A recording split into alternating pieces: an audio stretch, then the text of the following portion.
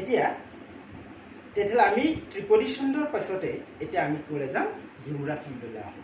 এতিয়া ঝুমুৰা ছন্দটো কেনেকুৱা চোৱা, ই একেবাৰে ছুটি, একেবাৰে ছন্দৰ ভিতৰত ই আচলতে বেছিকৈ কম সংখ্যক।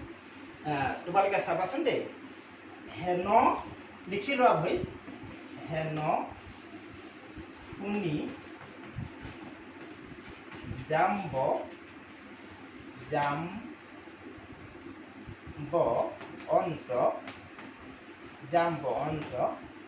ধাইলা মহা বল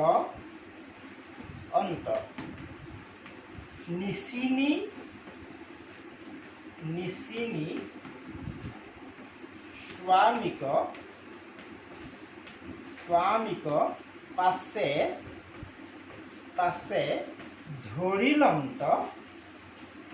ধৰিলন্ত যুদ্ধক আছে। ক'ৰ পৰা জানানে তোমালোকে? ক'ৰ পৰা এইটো? ক'ৰ পৰা? কীৰ্তনৰ পাৰিছে, কীৰ্তন আছে হয় নাই? শ্যামন্ত ভৰণত আছে, শংকৰদেৱৰ কীৰ্তন ঘোষাত এই পদ থাকি আছে। ইয়াত কি আছে চোৱা, হেন শুনি জাম্ব অন্ত ধাইলা মহা বলৱন্ত নিচিনি স্বামিক পাছে ধৰিলন্ত যুদ্ধক আছে। যেতিয়া শ্যামন্তক মণিটোৰ কাৰণে কি কৰিছিলে, কৃষ্ণ আৰু জাম্বৱন্তৰ মাজত যুদ্ধ লাগিছিলে, সেই যুদ্ধখন ঝুমুৰা ছন্দত দিছিলে শংকৰদেৱে, ঝুমুৰা ছন্দত দিছিলে। হেন শুনি জাম্বৱন্ত ধাইলা মহা বলৱন্ত নিচিনি স্বামিক পাছে ধৰিলন্ত যুদ্ধক আছে। সামান্য মনুষ্য বুলি মহাক্ৰোধে গৈলা যদি, মানে খঙত গৈছে। গতিকে এই গোটেই বস্তুটো ইয়াত আছে। এতিয়া এইটো চোৱা, এটা স্তৱক কেইটা চৰণ? 4টা চৰণ আছে। 1টা চৰণ, 2টা চৰণ, 3টা চৰণ, 4টা চৰণ আছে। 4টা চৰণ যুক্ত এটা স্তৱককে আমি এটা স্তৱক তাতে আমি ঝুমুৰা ছন্দ উলিয়াম। ইয়াত 4টা চৰণ আছে এটা স্তৱকত। হেন শুনি জাম্বৱন্ত এইটো কিহৰ চিন? পৰ্বত চিন। ধাইলা মহা বলৱন্ত নিচিনি স্বামিক পাছে ধৰিলন্ত যুদ্ধক আছে। গতিকে ইয়াত ধাই এটা বেছি হৈ আছে, এইটো ধ্বনিগত, এইবোৰ পাছত ডাঙৰ হ'লে বুজাম। হেন শুনি জাম্বৱন্ত ধাইলা মহা বলৱন্ত নিচিনি স্বামিক পাছে ধৰিলন্ত যুদ্ধক আছে। ইয়াত একেবাৰে সংখ্যা কম, দেখিছা নাই? এটা চৰণত কেইটা আছে? পৰ্ব 2টা আছে। 1টা পৰ্ব, 2টা পৰ্ব, 3টা পৰ্ব, 4টা পৰ্ব। নিচিনি স্বামিক পাছে ধৰিলন্ত যুদ্ধক আছে। গতিকে যিটো স্তৱকত, এটা স্তৱকত কেইটা চৰণ থাকে? 4টা চৰণ থাকিব। 1টা চৰণ, 2টা চৰণ, 3টা চৰণ, 4টা চৰণ থাকিব। ইয়াৰ অন্তৰ্ধ্বনিবোৰ মিল থাকিব। প্ৰথম চৰণৰ লগত দ্বিতীয় চৰণ, তৃতীয় চৰণৰ লগত চতুৰ্থ চৰণৰ মিল থাকিব আখৰ। আৰু এটা চৰণত কেইটা পৰ্ব থাকিব? 2টা পৰ্ব থাকিব। 1টা পৰ্ব, 2টা পৰ্ব, 1টা পৰ্ব, 2টা পৰ্ব, 1টা পৰ্ব, 2টা পৰ্ব, 1টা পৰ্ব, 2টা পৰ্ব ইয়াত থাকিব। আৰু এটা পৰ্বত কেইটা আখৰ থাকিব? সমান 4টা থাকিব। এইটোত 4টা, এইটোত 4টা, এইটোত 4টা, এইটোত 4টা, এইটোত 4টা, এইটোত 4টা, এইটোত 4টা, এইটোত 4টা। 4 যোগ 4 যোগ সমান 8। 8টা আখৰ থাকিব। এনেকৈ 4টা চৰণতে 8টা আখৰ থাকিব। এই এনে লক্ষণযুক্ত ছন্দবিলাকক আমি কি ছন্দ বুলি কওঁ? ঝুমুৰা ছন্দ বুলি কওঁ। গতিকে তোমালোকে পাৰিবা যে এটা স্তৱকত 4টা চৰণ থাকিব। প্ৰতিটো চৰণত 2টাকৈ পৰ্ব থাকিব। এটা পৰ্বত 4টাকৈ আখৰ থাকিব। 4টাকৈ আখৰ থাকিব। আৰু ইয়াৰ অন্তৰ্ধ্বনি প্ৰথম আৰু দ্বিতীয়, তৃতীয় আৰু চতুৰ্থ অন্তৰ্ধ্বনিবিলাক মিল থাকিব। এনে লক্ষণযুক্ত ছন্দকে ঝুমুৰা ছন্দ বুলি কোৱা হয়। পাৰিবা? একেবাৰে চমু। আৰু ছন্দবিলাকৰ ভিতৰত ইয়ে একেবাৰে কম সংখ্যক আখৰৰ ছন্দ আচলতে। সেইকাৰণে মনত ৰাখিবলৈ ভাল। হেন শুনি জাম্বৱন্ত ধাইলা মহা বলৱন্ত নিচিনি স্বামিক পাছে ধৰিলন্ত যুদ্ধক আছে। সামান্য মনুষ্য বুলি মহাক্ৰোধে গৈলা যদি। গতিকে এই ছন্দবিলাক আমাৰ মুখতে থাকিব পাৰে। আগত ভকতসকলে বা নামঘৰত এনেকুৱা ছন্দযুক্ত কবিতাকে পঢ়ি আছিলে মানুহবিলাকে। কীৰ্তন, নামঘোষা, ভাগৱত, ৰত্নাৱলী চবতে এই লক্ষণযুক্ত ছন্দযুক্ত আমি প্ৰাৰ্থনা কীৰ্তন পঢ়ি আহি আছোঁ, তোমালোকেও পঢ়ি আহি আছা। গতিকে ঝুমুৰা ছন্দ পাৰিবা যে যিটো স্তৱকত 4টা চৰণ থাকিব, প্ৰতিটো চৰণত 2টা পৰ্ব থাকিব, আৰু প্ৰতিটো পৰ্বই অন্তৰ্ধ্বনি মিল থাকিব, আৰু প্ৰতিটো চৰণৰ অন্তৰ্ধ্বনি মিল থাকিব, প্ৰতিটো পৰ্বত 4টাকৈ আখৰ থাকিব। এনে 4যুক্ত অক্ষৰ 4 যোগ 4 যোগ 8, এটা চৰণত 8টা আখৰযুক্ত বা 8টা আখৰযুক্ত, এনে 8 2 8 16 3 24 4 8 32টা আখৰ এটা স্তৱকত থকা লক্ষণযুক্ত ছন্দকে ঝুমুৰা ছন্দ বুলি কোৱা হয়। লিখিব পাৰিবা? লিখি লৈছা? অঁ, ঠিক আছে। তেতিয়াহ'লে এইটো মহাৰো ইয়াৰ পাছতে আহোঁ। এতিয়া ইয়াৰ পাছত আমি কি পঢ়িম? জোনা ছন্দ। জোনা কেই প্ৰকাৰ পাইছিলা? কেইবিধ বুলি কৈছিলোঁ? 2বিধ বুলি কৈছিলোঁ। জোনা 2বিধ, নহয় জানো? জোনা মই এতিয়া আৰু এটা নাম লিখিম, জোনা বা একাৱলী। অথনি একাৱলীটো লিখি লোৱা নাই, এতিয়া একাৱলীটো লিখি লোৱা। জোনা বা একাৱলী ছন্দ। এই জোনা বা একাৱলী ছন্দ আকৌ মই কীৰ্তনলৈকে যাম। ইয়াৰ আগৰ যিটো অধ্যায় আছিলে সেই তালৈকে যাম, শ্যামন্ত হৰণলৈকে আকৌ যাম। তোমালোকে ভকতসকলে গোৱা পাইছা, নামঘৰত নিশ্চয় শুনিছা। এতিয়া আকৌ আমি ইয়াত শুনিম, চাবা কিমান ধুনীয়াকৈ লিখিম, চাবা দেই, তোমালোকে মনত থাকিব। গোপাল, কাৰোবাৰ মনত আছেনে বাৰু? তোমালোকৰ মনত আছেনে? গোপাল গোবিন্দ, গোৱাচোন, গাই যোৱা। গোপাল গোবিন্দ যদু নন্দন। তাৰপৰা কি আছে? কৃষ্ণৰ, হয়নে? কৃষ্ণৰ চৰণে, হৈছে? চৰণে, কৃষ্ণৰ চৰণে কি হ'ল? লৈলো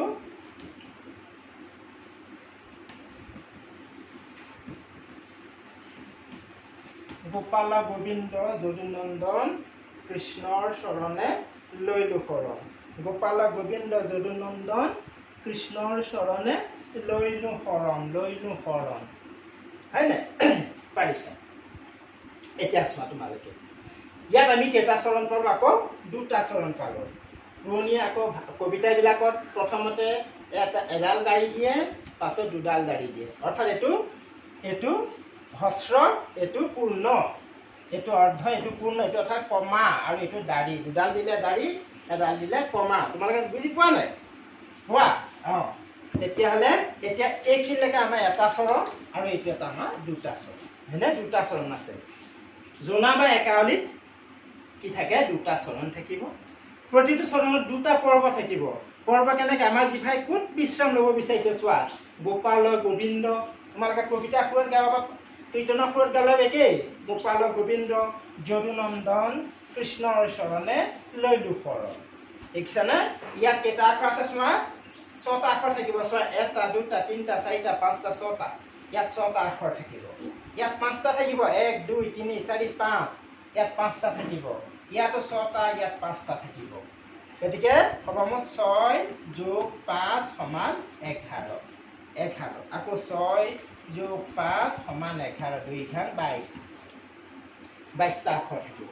গতিকে গোপাল গোবিন্দ যদুনন্দন কৃষ্ণৰ চৰণে লৈলো শৰণ। শুনিয়া হাসি চাহি চক্ৰপাণি নহন্ত আদিত্য বলিলাবাণী মণিৰ ৰশ্মি হুয়া প্ৰকাশিত গৃহক লাগি আশে সত্ৰাজিত পাছে গৃহক আইলা অনেক মাংগল্য বাদ্য বজাইলা দেৱৰ গৃহে প্ৰশিক মানি পাত নিবেদিলা মানে বিপ্ৰৰ হাতত। তোমালোকে পাঠকসকলে বা নামমতীসকলে গোৱা বা গোসাঁইসকলে গোৱা নাম গাওঁতে নিশ্চয় শুনিছা, বা তোমালোকেও প্ৰাৰ্থনা কৰোঁতে শুনিছা সেইবিলাক কথা। কিন্তু কীৰ্তন যদি পঢ়িছা, এতিয়া গোটেই পদটো কীৰ্তনত কি সদায় জোনা বা একাৱলী ছন্দতে গোটেই পদটো শেষ কৰিছেগৈ লাষ্টতে গৈ। তেনেকৈ ঝুমুৰাটোৱে শেষ কৰিছেগৈ, আৰু জোনা বা একাৱলীটো শেষ কৰিছে। ইয়াত 11টাতকৈ বেছি শব্দ তোমালোকে কোনোদিন নোপোৱা। কিন্তু গতিকে এতিয়া আমি সূত্ৰটো কেনেকৈ লিখিম চোৱা, সংজ্ঞাটো যে যিটো স্তৱকত 2টা চৰণ থাকিব, প্ৰতিটো চৰণত 2টাকৈ পৰ্ব থাকিব। প্ৰথম, তৃতীয়, দ্বিতীয়, চতুৰ্থ আখৰৰ সংখ্যা সমান। 6 যোগ 6 যোগ 5 যোগ 5 যোগ সমান, 6 যোগ 5 6 যোগ 5 সমান 11টাকৈ থাকিব। এনে লক্ষণযুক্ত ছন্দকে আমি কি ক'ম? জোনা বা একাৱলী বুলি কয়। একাৱলী কিয় কাৰণে কয় ইয়াক চোৱা তোমালোকে অমিতাক্ষ হৈ আছে সমান সমান কতো নাই দেখিছা নাই 11টা 11টা থাকিব গতিকে 11টা যুক্ত আখৰকে একাৱলী বুলি কয়। একাৱলী চন্দ্ৰ আগৰ আচলতে আমাৰ ভৰ্তৃহৰিয়ে লিখিছিলে সংস্কৃতত বনস্পতিনাং সৰসাং নদীনাং তেজস্বিনাং কান্তিবিতাং বিশাংস নিৰ্যায় তস্য চকুৰ সমান্তা শ্ৰিয়ং দধানাং শৰদং দৰস্য নে শৰৎকালটো দেখিবলৈ পাইছে ৰামচন্দ্ৰই কেতিয়া যেতিয়া তেওঁ ৰাজ্যৰ পৰা বাহিৰলৈ ওলাই গ'ল শৈশৱ কালতে কিন্তু সুশোভিত হৈ থকা শৰৎকালটো দেখি তেওঁ আনন্দিত হৈ পৰিছিল সেইকাৰণে শৰৎকাল দেখিলে আমাৰ ভাল লাগে আহিন কাতিমহীয়া গতিকে সেইটো একাৱলী চন্দ্ৰতে লিখি গৈছিলে ভৰ্তৃহৰিয়ে আৰু শংকৰদেৱেও তেনেকৈ কীৰ্তন ঘোষাত এইটো একাৱলী চন্দ্ৰ লিখিছিলে একাৱলী এক অলি প্ৰত্যয় হৈছে আৱলী প্ৰত্যয় হৈছে একাৱলী প্ৰত্যয় গতিকে এই আৱলী প্ৰত্যয় হয় এক যুগ আৱলী একাৱলী গতিকে ই বাঢ়ি বাঢ়ি গৈ থকা এটাহে বাঢ়িব তাতকৈ নাবাঢ়ে জোখতকৈ সেইকাৰণে সি সদায় এইটো বাঢ়ি বাঢ়ি গৈ আছে সংখ্যা কোনোবা এটা সংখ্যা আমি বাঢ়াই দিছোঁ 10টা নহয় 11টা সেইকাৰণে জোনা বা একাৱলী বুলি কোৱা হৈছে। গতিকে তোমালোকে সূত্ৰটো পাৰিবা দুটা চৰণযুক্ত যে এটা চৰণত দুটাকৈ পৰ্ব থাকিব প্ৰতিটো চৰণত 11টাকৈ আখৰ থাকিব তেনে লক্ষণযুক্তকে আমি জোনা বা একাৱলী চন্দ্ৰ বুলি কওঁ। এই গীত মনত থাকিব কীৰ্তন ঘোষা গোপাল গোবিন্দ যদুনন্দন কৃষ্ণ চৰণ ললিকৰ ইয়াৰ মনত পাচন থাকিলেও মণিৰ মহিমা কি কৰিব আৰু সুবৰ্ণ নিত্য চৈ অস্ত ভাৰত জিঠা নাথাকক সিটো চেমন্তক নাহিকে দুৰ্ভিক্ষ মাৰি মৰক নাহিকে ব্যাধি ব্যাঘ্ৰ সৰ্প ভয় একো উপকৃত নোপজাত এই যিকোনো এটা লিখি দিলেই হ'ব মাত্ৰ চিন্তা কৰিবলগীয়া একো নাই তেনেই সহজ খালি তোমালোকে গুৰুত্ব সহকাৰে ল'বা চন্দ্ৰকেইটা নম্বৰ কেতিয়াও নেহেৰাই অংক নিচিনা হয় গতিকে ইয়াত তোমালোকে জোনা বা একাৱলী চন্দ্ৰ তোমালোকক কৰিব। ইয়াৰ পাছতে একাৱলী বা জোনাক আমি কেইটা ভাগ কৰিছিলোঁ দুটা ভাগ কৰিছিলোঁ হয় নাই এতিয়া সেই দুটা ভাগ কি কি আছিলে এটা হ্ৰস্ব জোনা আৰু এটা দীৰ্ঘ জোনা এটা হ্ৰস্ব জোনা আৰু এটা আছিলে দীৰ্ঘ জোনা। এতিয়া হ্ৰস্ব জোনাটো কেনেকৈ হ'ব চোৱা তোমালোকে হ্ৰস্ব জোনা এইটোকে কোৱা হয় যে ৰ'বা দে পাহৰি গৈছোঁ পটককৈ দূৰতে ধৰ্মক পৰিহৰি এইটো দূৰতে ধৰ্মক পৰিহৰি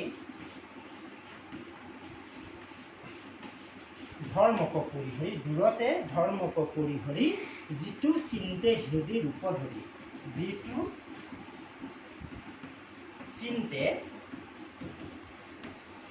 চিন্তে হৃদি ৰূপ ধৰি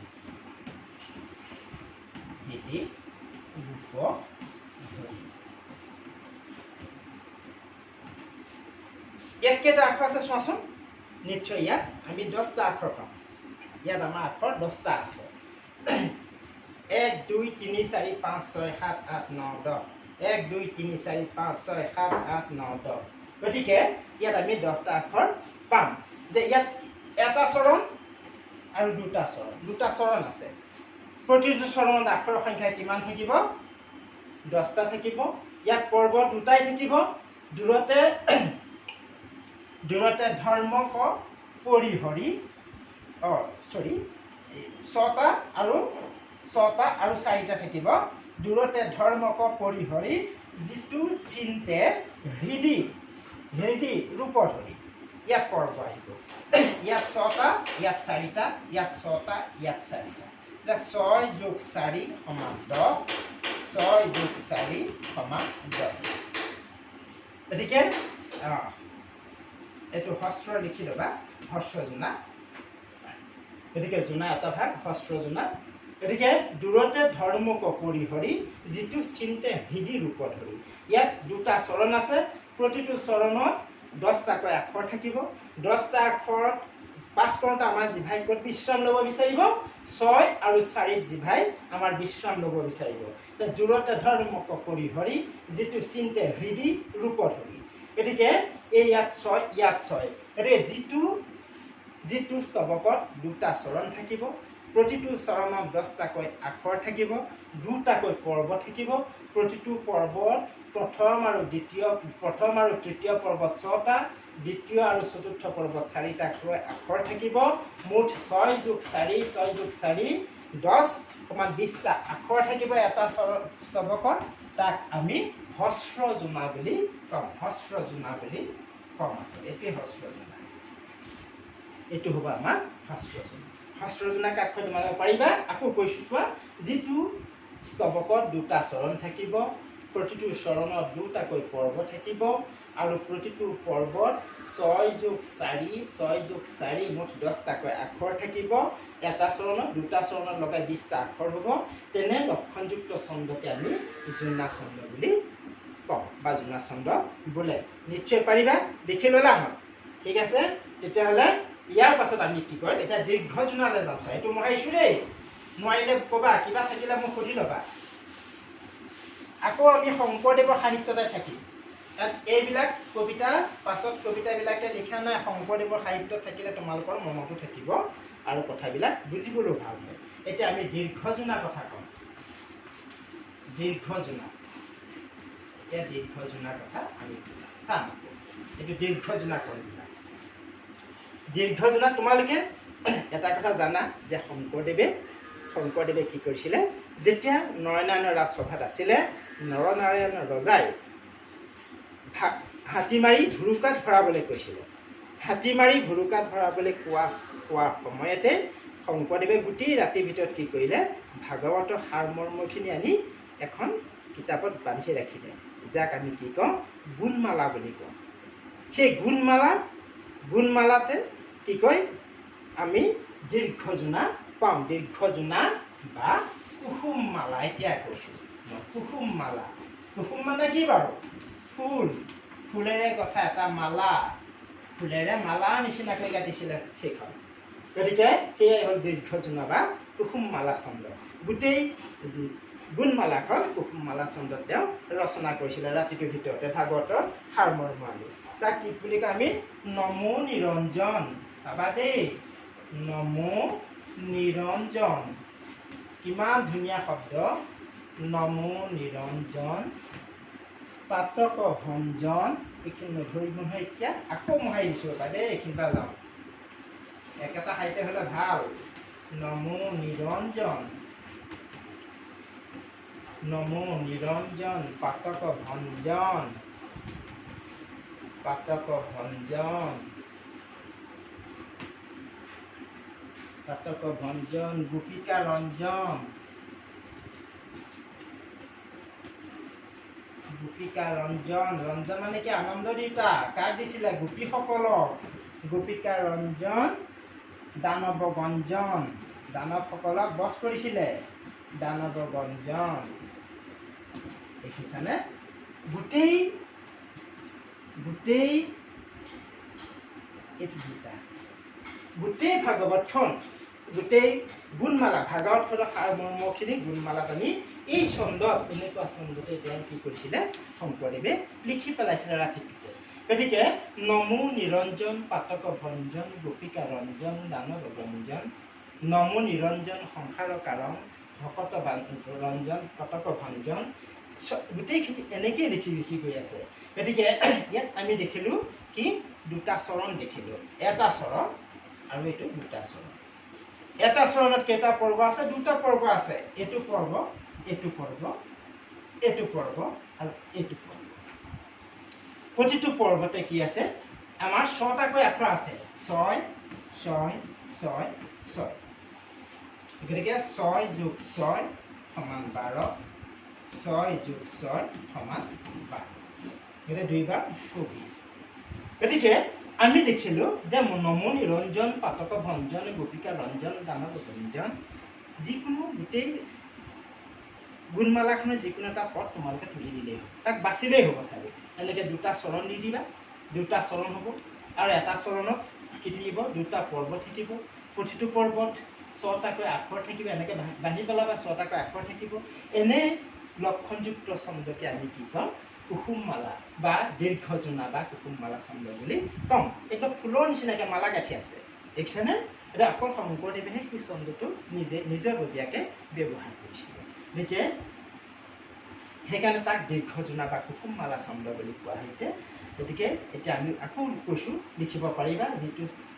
যিটো স্তৱকত দুটা চৰণ থাকিব, প্ৰতিটো চৰণত দুটাকৈ পৰ্ব থাকিব, আৰু প্ৰতিটো পৰ্বত ছটাকৈ আখৰ থাকিব 1 2 3 4 5 6 1 2 3 4 5 6 1 2 3 4 5 6 1 2 3 4 5 6 ছটাকৈ আখৰ থাকিব এই এনে লক্ষণযুক্ত মুঠ 24টা হ'ব লাগিব দুটা চৰণ লগাই 24টা হ'ব লাগিব 6 যোগ 6 যোগ 12 6 যোগ 6 যোগ 12 মুঠ 24 এই অংকটো পাতি থৈ আহিবা তলত পৰীক্ষাত যে এনে লক্ষণযুক্ত আমি এনে লক্ষণযুক্ত ছন্দকে দীৰ্ঘজোনা বা কুসুমমালা ছন্দ বুলি কওঁ তেতিয়াহ'লে আমি কি জানিলোঁ ঝুমুৰা ছন্দ কাক বুলি ভাবিলে একেবাৰে সৰু সংখ্যক হেন শনি জাম্বৱন্ত ধাইলা মহা বলৱন্ত য'ত আমাৰ 4টা 8টাকৈ আখৰ আছিল তাৰপৰা আমি জোনা ছন্দ পালোঁ জোনা বা একাৱলী ছন্দত য'ত 11টাকৈ আখৰ থাকিব আকৌ 11টাতকৈ কম 11টাতকৈ কম মানে 10টা আখৰ যুক্তক আমি হৰ্ষ জোনা বুলি কওঁ আৰু 11টাতকৈ বেছি এটা বেছি 12টা আখৰ থাকিব তাকে আমি দীৰ্ঘজোনা বুলি বা কম বা দীৰ্ঘজোনা বা কুসুমমালা ছন্দ বুলি কম হৰ্ষ জোনা বা একাৱলীক আমি হৰ্ষ জোনা দীৰ্ঘজোনা বা কুসুমমালা দুটা ভাগ কৰিছোঁ গতিকে এই আমাৰ এইটো দীৰ্ঘজোনা বা কুসুমমালা বহীত লিখি লৈছানে তোমালোকে লিখি লোৱা এনেদৰে ক'ৰবাত যদি তোমালোকে কবিতা পোৱা তোমালোকে চাই ছন্দটো নিজে নিজে বাচিব পাৰিবা নে এটা সুন্দৰ ছন্দ এতিয়া মহাৰণে মহাৰিছোঁ দেই কুসুমমালা ছন্দ বা দীৰ্ঘজোনা মহাৰিলোঁ আমি এতিয়া তিনিটা আমি কেইবাটাও ছন্দ পালোঁ নহয় এতিয়ালৈকে ত্ৰিপদী ছন্দ পালোঁ ঝুমুৰা ছন্দ পালোঁ আৰু জোনা ছন্দ পালোঁ তাৰ আগতে আমি পয়াৰ ছন্দ পাইছিলোঁ এইকেইটা আমাৰ গোটেইকেইটা কিহৰ ভাগ বুলি কৈছোঁ মিত্ৰাক্ষ ছন্দ ভাগ বুলি কৈছোঁ আগত আমি কি ছন্দ পাইছিলোঁ মিত্ৰাক্ষ অমিত্ৰাক্ষ ছন্দ অমিত্ৰাক্ষ মই কৈছিলোঁ তোমালোকৰ কবিতাটো আছে আমাৰ হৰে কৃষ্ণ ডেকা কবিতা বা হীৰেণ ভট্টাচাৰ্যদেৱৰ কবিতা বা নৱকান্ত বৰুৱা এইবোৰ অমিত্ৰাক্ষ আছে মাছ নিশা ফুলিব সিজু ৰেণু তাৰ বালিত আহি সাপক বিলাব দুবৰি ধৰিব চাতে কাঁইটীয়া বনে মৰুভূমি আহে এইদৰে মাহে মাহে বছৰে বছৰে আহঁতৰ খুৰঙতা পাহি কপৌ ফুল সোনকালে কৰে এইবোৰ অমিত্ৰাক্ষ ছন্দ আৰু মিত্ৰাক্ষ ছন্দ ভাগো মই কৈয়ে আছোঁ অমিত্ৰাক্ষ ছন্দ কোনে আনিছিলে চন্দ্ৰধৰ বৰুৱাই প্ৰথম ব্যৱহাৰ কৰিছিল তাৰপৰা আহি আছে এইবোৰ আধুনিক কবিতা ঠাঁচ তাৰপিছত আমি মিত্ৰাক্ষ ছন্দ কিন্তু পুৰণা মিত্ৰাক্ষৰ ছন্দ বা মিলিতান্ত ছন্দ যিবিলাক সেইটো একদম পুৰণা ভাগৱত মহাভাৰত ৰামায়ণ কীৰ্তন দশম এইবিলাকত আমি এই ছন্দবিলাকে ব্যৱহাৰ কৰোঁ কি ছন্দ ব্যৱহাৰ পাইছোঁ মিত্ৰাক্ষ ছন্দ পয়া বা পদচন্দ্ৰ ত্ৰিপদী ছন্দ 3টা ভাগ দুলৰি ছবি লেচাৰী ঝুমুৰা ছন্দ পালোঁ আৰু জোনা পালোঁ জোনা 2টা ভাগ হস্ৰ জোনা দীৰ্ঘ জোনা আৰু জোনা বা একাৱলী এইকেইটাকে আমি মিত্ৰাক্ষ ছন্দৰ ভাগ সেইকেইটা পালোঁ দে ইয়াৰ পাছত আৰু ছন্দ আছে এই ছন্দটোৰ কথা এতিয়া আকৌ মই আৰম্ভ কৰিছোঁ